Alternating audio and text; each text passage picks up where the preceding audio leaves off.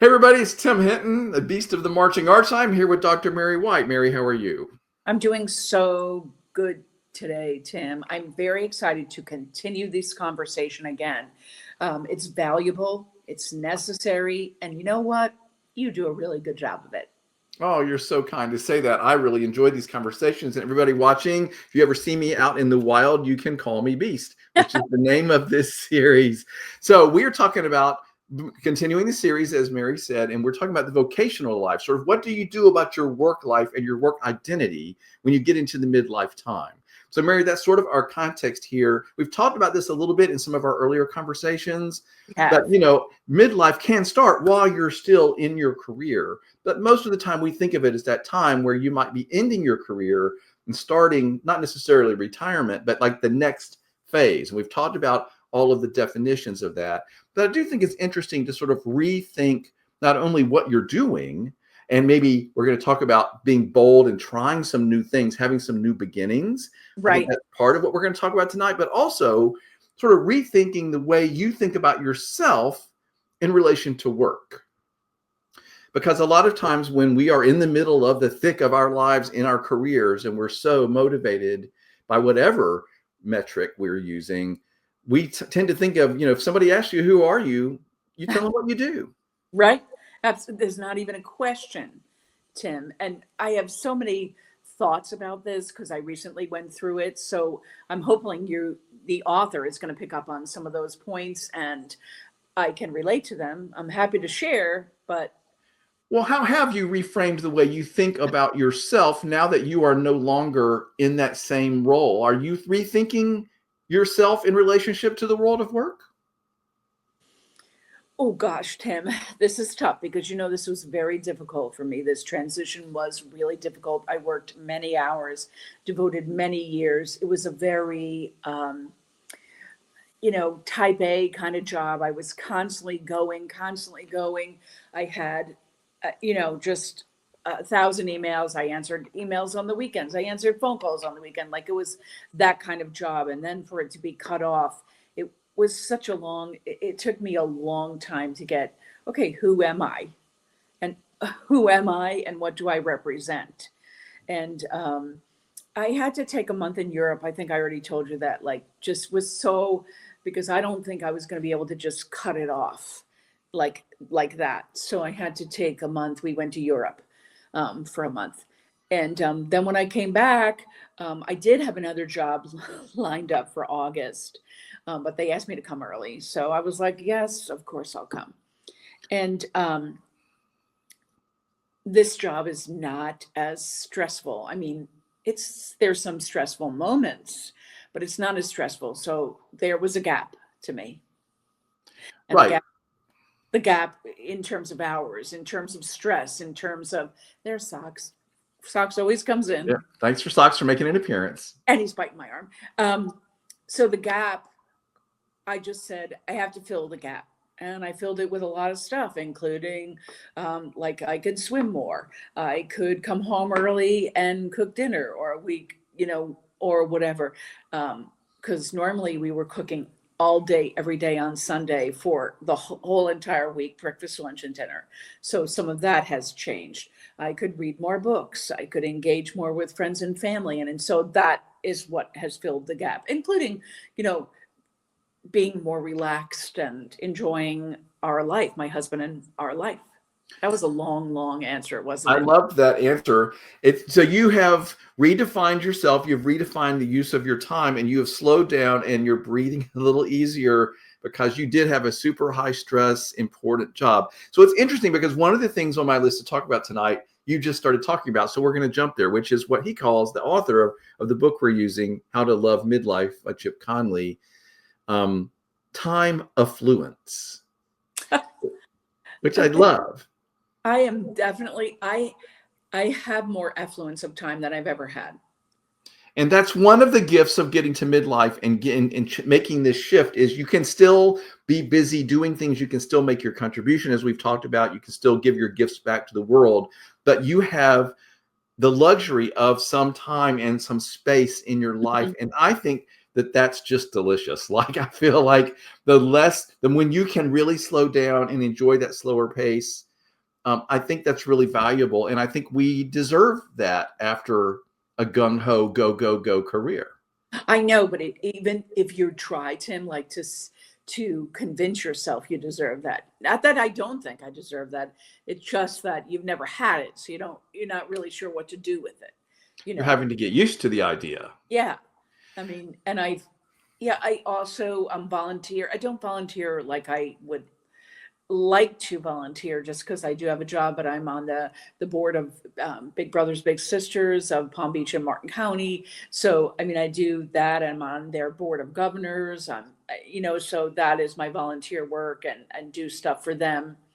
So I think, you know, there's more filling the gap, in a good way. But the nice thing is I think part of time affluence is you have more control or choices over how you use your time, because your time isn't being so engulfed by your work and your career. And now you're like, I have time for other interests, other things I want to contribute, other ways to do things. And part of this you already just mentioned during that answer, which I loved, is becoming a beginner at things. It's Mhm. trying new things and being bold enough to become a beginner or something. Because Mary, if you're a beginner at something, you're not going to be good at it, and that can be hard for those of us who are like accomplished and experts in our field. I feel like it's really good for us And to be a beginner. everybody came to you for the answers. Now you're like, I don't have any answers. I don't have anything, you know. And I don't want to say this. This is going to sound so terrible, but I was a boss, Sure. and now I'm not. So in some ways, that's very releasing. Right. And the other thing is we have to be kind to ourselves and allow ourselves this transition time. Okay. You're not just going to immediately move from this high powered, whatever. It's going to take some getting used to. You're Yeah. going to have to learn this new way of thinking. But one of the things I think that we can do that's really helpful is to be a beginner at things, try things. And I feel like one of the gifts of the midlife time is that you stop worrying so much about what everybody thinks and what do I look like if I don't know what I'm doing. And you're just kind of like, this is fun. I'm going to do it. Let me go out there and like me with my baking. Like I started baking during the pandemic, and it's sort of one of my midlife things. And I mean, I was really horrible at this at the I beginning. attest to that. I'm Yeah, kidding. no, but I was really bad. But my point was, I didn't beat myself up for being bad at it. I was like, well, of course I'm not going to be good at this. I've never done it. I've never done baking. I don't know what I'm doing. So all the stumbles and mistakes, I could sort of brush them off. And you know what, Right. Mary? That felt really good. I think it's wonderful too, like that whole you took on something that you were not good at. I mean, but you really learned. And remember, you had like all these incredible setups, and you had to get all this new equipment, and there was so much great, joy in it, and so much great experimentation that I think it's so great. Yeah, isn't it interesting that at this point in my life, after just 5 years of trying to be a baker, like some of my most prized possessions are like a dish that I'm going to bake Right. something in, really, or my mixer, of course, is one of my prized possessions, which a friend gave me to encourage my baking. All of that, it's a surprise, but it's fun. And it's an example, I think, of, okay, here I'm at midlife. I'm giving myself permission to be bad at something, to be a beginner at something, to try something fun. And I'm able to have the time to do some of it. And I like it. I know it's so great, and there is definitely time for that. I went into a couple of color guard rehearsals to a local color guard, and I was like, I really enjoyed this, just going in and then leaving before they even finish their run through. That's I right. But you went in as like a guest star, right? You didn't have the responsibility of running the rehearsal. You came in just to help. right, like I said, oh, they can't do this toss. I can fix that in about 15 minutes, and that was exciting and fun, and and they responded so well, and it was great, and I loved doing it. Could do a little bit more of that. I mean, I was just volunteering for a local color guard, but I think it's wonderful that you did that. But that's an interest of yours that you can always go back and draw on and give back. And that's part of the example again, is you can do as much or as little of whatever you want to, of whatever you're interested in. And it's exactly. great that you stay involved in that in certain ways. You do some judging in the fall, that kind of thing. I think it's great. Yeah, no, I loved it. Yeah, something I would like to do, I'm just sharing that I'd like to teach a class, like a college class. I mean, I did that when I was with the school district, and the program was about being part of the school district. So I couldn't keep that class, but I'd really like to teach. I taught master's level students and I loved it. I found it to be very rewarding and enriching. And Well, then so, do it. Put it out there in the world. I mean, you have every qualification and expertise to do that. So make that happen. I think that's yeah. awesome.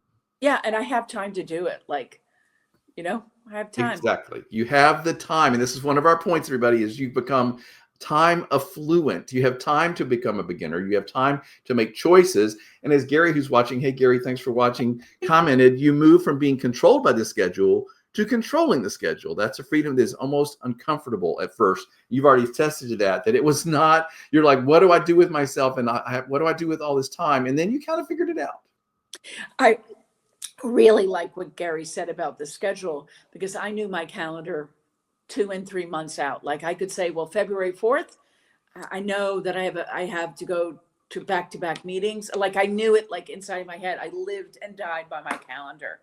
And now I'm like, I don't use a calendar like I used to. So it's a little bit, I mean, still use a calendar, but it's a little bit different for sure. And I think getting away from the tyranny of the calendar and the tyranny of the clock is a wonderful, wonderful thing. And that's one of the gifts of Yeah. getting to this point. Do you know, Tim, like I went to go see the Players Championships a couple weeks ago in Punta Vedra Beach. I know this is so crazy, but I love golf. I love it live. Okay, strange as it is, I like it on TV even. And I left my phone in the car, and normally I'd be like a wreck about it. I just said, well, it'll be fine. Someone knows how to get a hold of me. And that wouldn't have happened. And I enjoy not having my phone with me sometimes and not worrying about it. Again, the Right. tyranny of the technology that's always, and I feel like I worry about, not to get off the subject, but I worry about young people who don't know how to turn that off and have that space, but I value it in my life very much. Yes, I know. And I like getting like getting off social media a little bit, doing more reading, having time to read. I think that is such a gift. Yeah, absolutely. By the way, you mentioned golf, and I just want to share with you that I was not a golf enthusiast, and I'd had a really hard time watching it. And then someone took me to a professional golf tournament, Yeah. and I was just engaged the whole time. I thought it was so cool. I loved the environment, and now I think about golf completely differently. Me too. It's such an incredible skill too. Like they're incredible skill. Yeah, and the environment of being on the beautiful golf course, it's lovely, and the people were well behaved, and I just liked it. So Yeah. everybody, if you're not into golf and you have a hard time watching it, you just need to find a way to go to one of those a golf tournament, and it'll change your mind about that. Okay, enough about golf. So I loved that. One of the things that I loved in the book that we use as our reference for this is he talks about the big life change at midlife. A lot of people make a big change. Like they move to a new place. Sometimes they move to a new country. As we've already mentioned, they slow down. They have more space in their time. They start trying new things.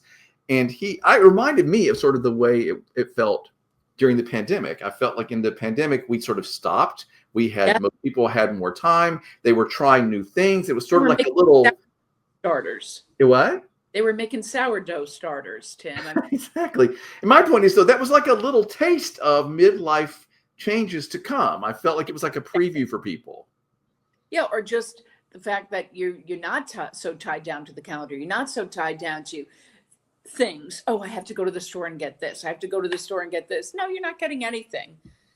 Right. And we found that we could do it differently and simpler.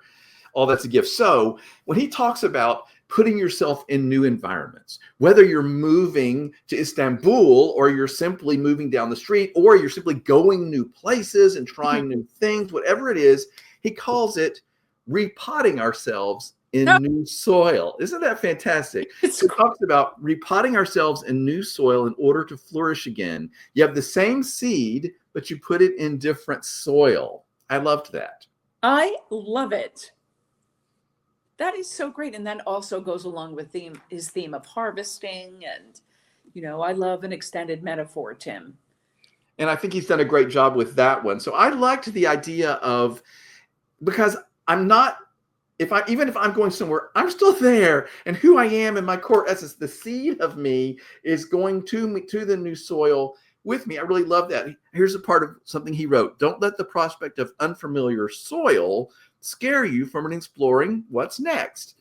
You might be able to plant your seed in many places by thinking of your work life as a portfolio of activities. And he starts talking about the portfolio of your career.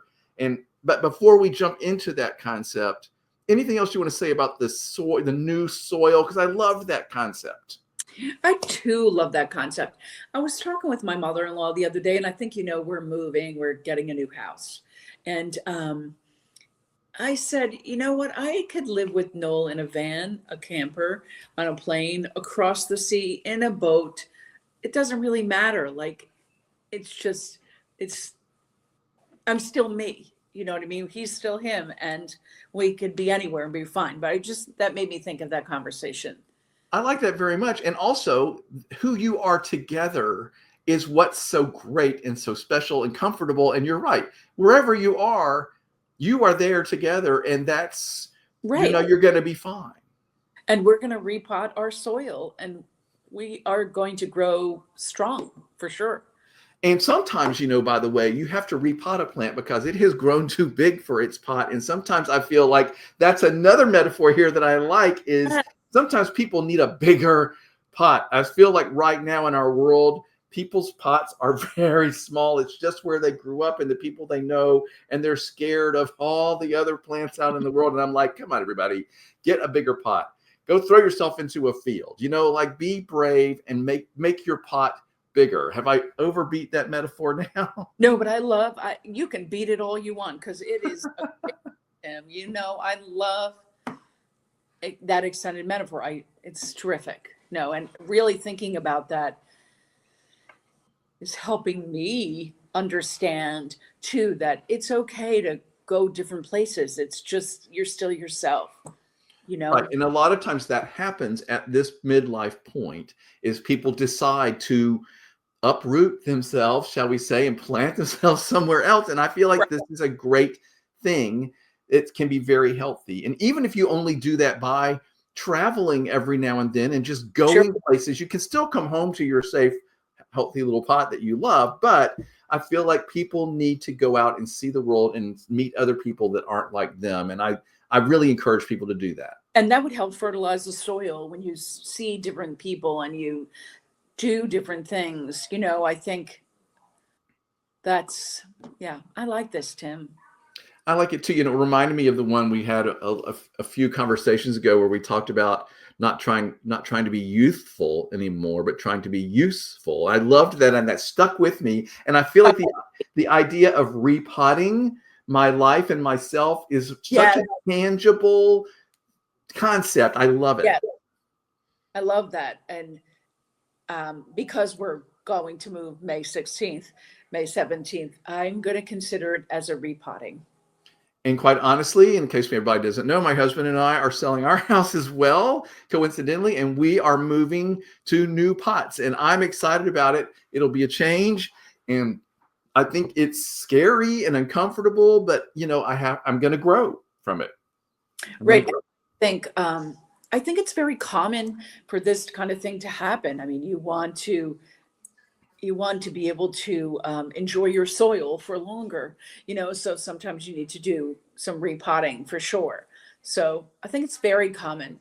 Yeah. And of course, we all know about the classic retiree who leaves the cold north and comes down to Florida. And listen, there's a lot of symbolism and freedom that comes with leaving behind things that were confining and starting afresh. And, I think it's a great thing. So one of the comments he talks about, as I already mentioned, is a portfolio career. And one of the things he talks about is another concept around this. This is probably the last thing we will be talking about here on this topic, is rethinking your career and your life. And usually when people are going through the main part of their career like this, like we said, this is who I am, this is what I do, this is my career. The great thing that you can do when you get to midlife is you can decide, okay, do I want to keep doing some of that? What other things am I interested in? So he talks about sort of creating a portfolio of all the things that you can do and are good at and want to do. So rather than having this is my job, you have a whole portfolio of all the things you can do. For example, he says, even if you have your job, talk to your boss about working less and having more freedom. Then he says you can become a consultant. Marianne, know you've done this. You've used your expertise and people have asked you to consult and work on projects with them. Correct. He also talks about following your passion. We've already talked about that. What am I interested in? What do I want to go do more of? Am I getting into photography? Am I getting into bird watching? Am I getting into baking? Whatever it is, go out and take that time affluence and use it and go do it. And then he even talks about monetizing other things that you hadn't thought of, like your space, turning it into an Airbnb, perhaps, if you're going to be leaving or whatever. So thinking about your whole environment and the way you use your time and how you define yourself. I like this idea of a portfolio of a bunch of different things that all make up your new life.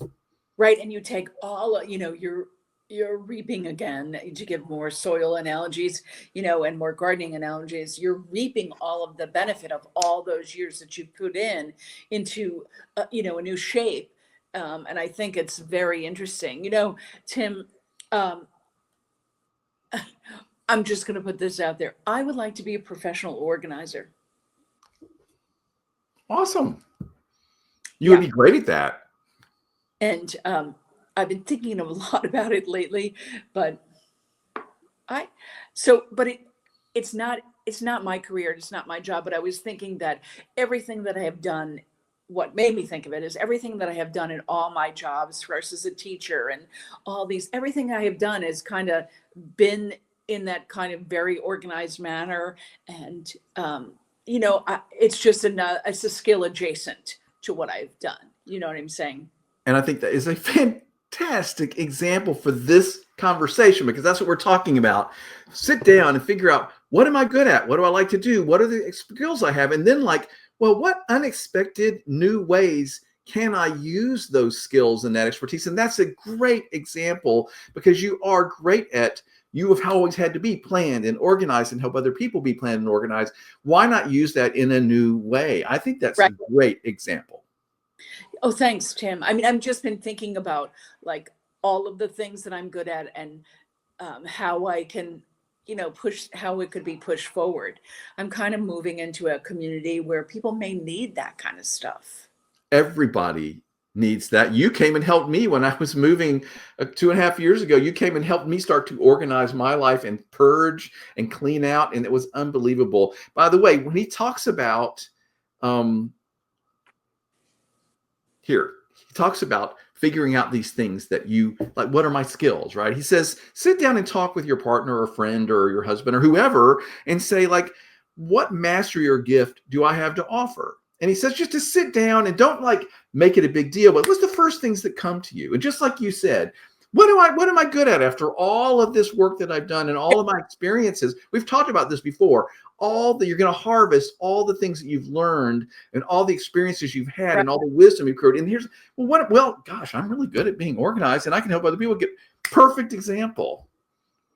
And I can run a calendar like nobody's business. I can schedule like nobody's business. I'm not bragging. Please don't think that I am.